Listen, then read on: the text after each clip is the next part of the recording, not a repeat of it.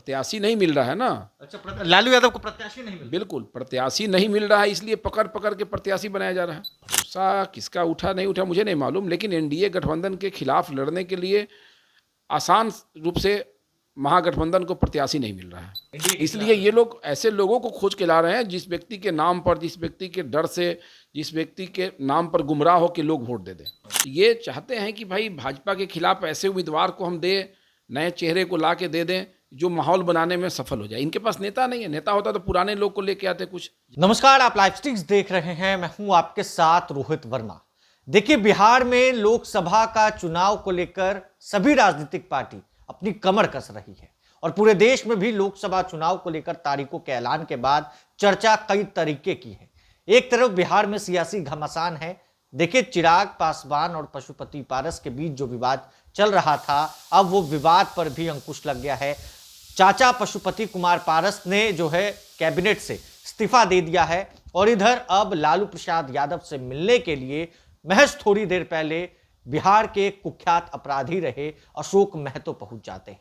मगर सवाल कई हैं, और क्या राष्ट्रीय जनता दल से लालू प्रसाद यादव अपना हाथ अशोक महतो के ऊपर रखेंगे? चर्चा यह है कि मुंगेर के लोकसभा सीट से अशोक महतो जो हैं वो राजद की टिकट पर चुनाव लड़ सकते हैं। बात करने के लिए हमारे साथ बीजेपी के विधायक पवन जायसवाल जी हैं। क्या राष्ट्रीय जनता दल और लालू प्रसाद यादव अब अशोक महतो को भी टिकट दें? कुछ भी संभव है। ये अशोक महतो जी से उन लोगों को क्या मतलब है? उन लोगों को तो मतलब है कि मोदी जी के रथ को रोकने का प्रयास करना है, चर्चा में रहना है।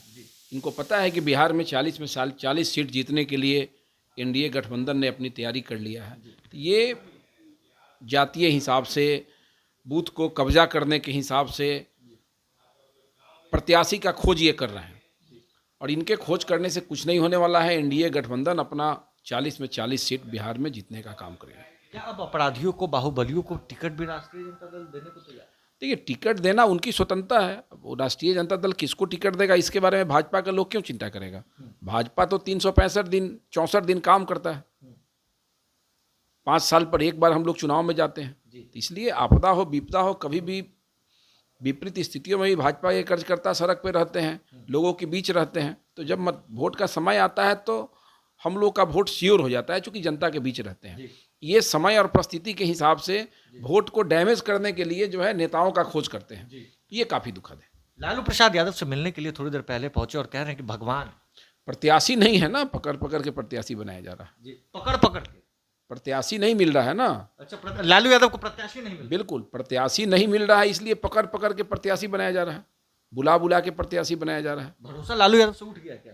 भरोसा किसका उठा नहीं उठा मुझे नहीं मालूम, लेकिन एनडीए गठबंधन के खिलाफ लड़ने के लिए आसान रूप से महागठबंधन को प्रत्याशी नहीं मिल रहा है। इसलिए ये लोग ऐसे लोगों को खोज के ला रहे हैं जिस व्यक्ति के नाम पर, जिस व्यक्ति के डर से, जिस व्यक्ति के नाम पर गुमराह हो के लोग वोट दे दें। अच्छा, तो अशोक महतो के नाम के खिलाफ लगता है कि लोग वोट दें? मुझे वहाँ की कोई जानकारी नहीं है, कौन अशोक महतो है, क्या वहाँ का बनावट है। लेकिन आप जिस प्रकार बता रहे हैं कि मुकदमे दर्ज हैं और तुरंत शादी किए हैं, तो ये चाहते हैं कि भाई भाजपा के खिलाफ ऐसे उम्मीदवार को हम दे, नए चेहरे को ला के दे दें जो माहौल बनाने में सफल हो जाए। इनके पास नेता नहीं है, नेता होता तो पुराने लोग को लेके आते, कुछ दल में जो नेता थे उनको लेके आते। खबर यह है कि मुंगेर से चुनाव लड़ सकते हैं लोकसभा का। ललन सिंह मुंगेर के गढ़ के राजा माने जाते हैं। देखिए, ललन सिंह के खिलाफ कोई भी व्यक्ति चुनाव लड़ सकता है, किसी के खिलाफ। इस पर तो मैं नहीं कह सकता हूं कि अशोक महतो क्यों चुनाव लड़ेंगे, लेकिन मुझे मालूम है कि वहां जीत एनडीए गठबंधन के प्रत्याशी की होगी, कहीं दो मत नहीं है। लोग मोदी जी के चेहरा को देख के वोट देगा, राष्ट्र के नाम पर वोट देगा, देश के नाम पर वोट देगा। हिंदुस्तान को बेहतर पहचान बनाने की दिशा में जो मोदी जी ने प्रयास किया 10 वर्षों में, उसके नाम पर वोट देगा, न कि वोट किसी व्यक्ति या किसी प्रत्याशी के नाम पर इस बार जा रहा है। 24 में क्या तैयारी है लोकसभा चुनाव को लेकर? किस तरीके से पीएम मोदी को फिर से क्या प्रधानमंत्री के लिए लोगों ने मन बना? देखिए, लोगों ने मान लिया है, हिंदुस्तान की आवाम ने इस बात को मान लिया है। विधानसभा का चुनाव का फैक्टर अलग होता है, लोकसभा का अलग होता है। आप देश में देखते होंगे 2 बार से जब चुनाव 3 बार से हो रहे हैं, तो मोदी जी के नाम पर यह चुनाव हो रहा है। तीसरी बार मोदी जी का फेस सामने है। अब की बार मोदी सरकार, तो मोदी जी ने जो बेहतर काम किया है उसको भारतीय जनता पार्टी ने स्वीकार किया और मोदी जी के फेस को आगे कर दिया। इनके पास कोई प्रधानमंत्री का उम्मीदवार नहीं है, कोई ऐसा चेहरा नहीं है जो मोदी जी की बराबरी तो दूर है, दूर दूर तक कोई तुलना भी हो सकता है। इसलिए ऐसे परिवेश में हिंदुस्तान की जनता ने, सभी जाति वर्ग के लोगों ने मन बना लिया है कि देश का बागडोर नरेंद्र मोदी जी को देना है। INDIA गठबंधन का भी कुनबा लगातार लंबा होता जा रहा है। लंबा हो रहा है, किसी का लंबा हो रहा है? पप्पू यादव भी चले गए मिलने। ये तो कहाँ थे, हम लोग के साथ थोड़े थे। पप्पू जी हम लोग के साथ तो INDIA कोई मतलब नहीं है। ऐसे भी मेरे कर नहीं थे। लगता है। इनको लगता है कि पप्पू जी को मिला लेंगे तो एगो सीट मेरा बच जाएगा। कहीं कोई बचने उचने वाला नहीं है। देखिए, ये भारतीय जनता पार्टी, जदयू और हम से लेके जो भी दल हम लोग के साथ हैं, इन लोगों के साथ जो कार्यकर्ता हैं, इन लोगों ने अन्य दल के लोगों को भी जोड़ने का काम किया है, मतदाता का दिल जीतने का काम किया है। ऐसे परिवेश में एनडीए गठबंधन के प्रत्याशियों को हराना महागठबंधन के बस का रोग नहीं है। एक और सवाल, एनडीए में क्या सब कुछ इंटैक्ट लग रहा है आपको कि ऑल इज वेल है? देखिए, किसी भी पार्टी में ऑल इज वेल तो है, लेकिन जब चुनाव का समय होता है तो हर जाति, हर वर्ग, हर समाज अपनी दावेदारी करता है, मांगता है, हक मांगता है। हक मांगना भी चाहिए। इसको इस हिसाब से आप नहीं ले सकते हैं कि भाई ठीक नहीं चल रहा है। ठीक नहीं चलता तो सीट का बंटवारा कैसे हो जाता? लेकिन सीट के बंटवारे को लेकर भी तो विवाद। देखिए, बिल्कुल हम एक चीज बताते हैं, 4 लड़का मिलके अपने पिताजी को खुश नहीं कर पाता है, और 4 गो पतोह मिलके सास को भी खुश नहीं कर पाती है। तो दल जो व्यक्ति चलाता है, दल के लोगों को, पूरे बिहार के सभी प्रत्याशी, सभी दावेदारों को खुश कर देना कदापि संभव नहीं है। इसलिए सभी लोगों को इन चीज़ों को स्वीकार करना चाहिए कि भाई पार्टी की कोई मजबूरी रही होगी, और जहां पार्टी से, किसी भी पार्टी से अगर कहीं कोई त्रुटि होता है तो भविष्य में पार्टी उसको सुधार भी करती है। पशुपति पारस ने मोदी कैबिनेट से इस्तीफा दे दिया और अब कह रहे हैं कि मेरे साथ नाइंसाफी हुआ है।